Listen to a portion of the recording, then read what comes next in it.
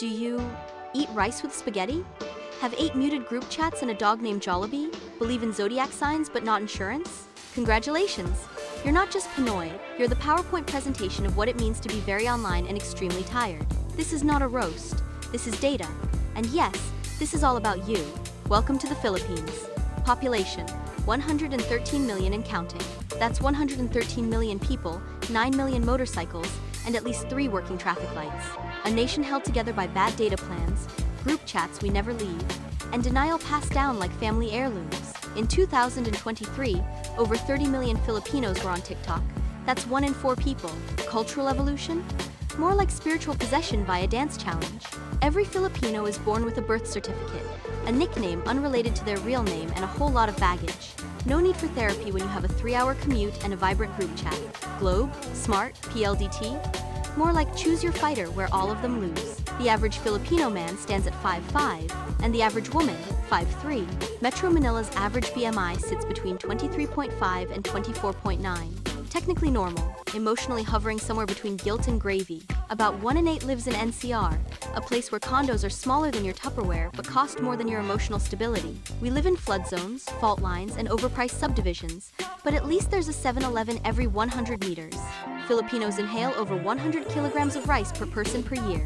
1 in 5 Filipino homes owns a karaoke machine. The other 4? They just borrow the neighbor's echo. Over 90% of Filipinos live with extended family. That's not just Lola, Tito, and Kuya. There's also your cousin's cousin who's just staying until December. The average Filipino household has the TV on for over 5 hours a day, even if no one is watching. The literacy rate among Filipinos aged 10 years and older is about 99%. In the city, the average home is 50 square meters, perfect for 9 people, a dog, 2 cats, and a haunted altar no one dares touch. Over 60% of Filipino homes have pets, mostly dogs. They don't get walked, but they do have Facebook pages and more followers than you. Classic Filipino decorations includes giant wooden spoon and fork, why? Plastic-covered furniture, why not? And a religious shrine beside graduation photos and diploma. Over 250,000 tricycles roam the Philippines because sedans can't handle 5 people, 3 rice sacks, and a goat. By 2023, 79% of Filipinos had internet access. Impressive, until you try loading a YouTube video. Jeepneys make up over 40% of public transport usage, yet 0% of traffic discipline. The average Filipino commute takes 45 minutes to 1.5 hours one way. That's not a journey, that's a pilgrimage. Almost 70% of homes still use calendars from funeral homes. Free, reliable, and weirdly comforting. The Philippines eats more canned sardines per capita than most countries in Asia. The median household income in the Philippines is 250,000 pesos per year, which is technically enough if you survive on rice, borrowed Wi-Fi, and delusions of a wealthy inheritance.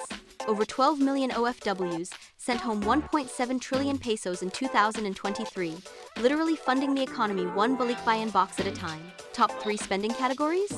Food, transportation, and utilities. Basically, eating, complaining about your grab fare, and paying Meralco for the right to suffer through brownouts. Shopee and Lazada rule online shopping, especially during those cursed monthly sales. You said, add to cart for later. The cart said, see you at midnight, coward. Side hustles range from reselling to online sabong. Someone's always 1 Gcash message away from entrepreneurship. Over 75% of working Filipinos have no formal retirement savings.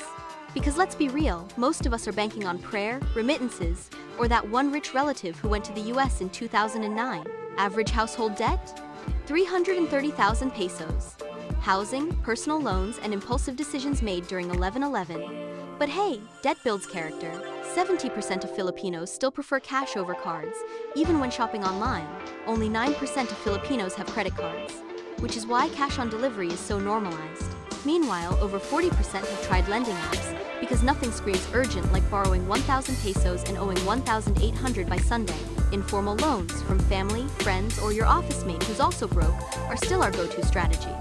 Because why build credit history when you can build guilt? There are over 42,000 public elementary schools, but still not enough chairs during enrollment week. The Philippines supplies 25% of the world's seafarers. We don't just love sending emojis, we send actual human beings across oceans. Poseidon? He probably speaks Bisaya. According to Philippine Statistics Authority, service and sales workers make up about 20% of the total employed population. Retail and food-related jobs dominate in both urban and rural areas. but call center agents alone number over 1.6 million. The Sari store lending system is still thriving. No credit check, no paperwork. Just shame when you try to buy Red Horse and ailing Nina says, "You still owe money?" Stray dogs dominate Filipino backyards and Facebook reels. They're loyal, underappreciated, and somehow know when you're eating fried chicken. Basketball is not just a sport, it's a religion. Courts, improvised. Hoops, tied to street signs. Height, irrelevant. Mobile Legends has over 100 million local downloads. It's basically the national e-sport/fight starter. Strategies include lag, trash talk, and sacrificing your GPA for diamonds. We are the most online country on earth, clocking 10.5 hours per day.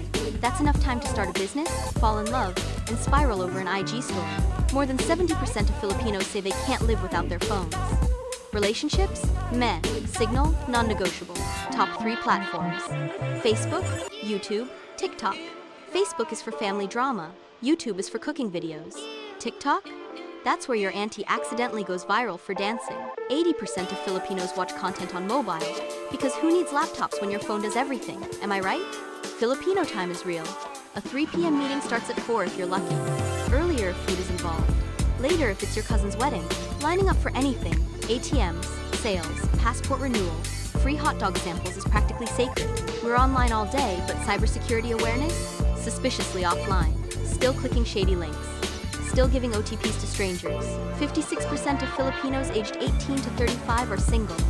Relationship status. Waiting for reply since 2021.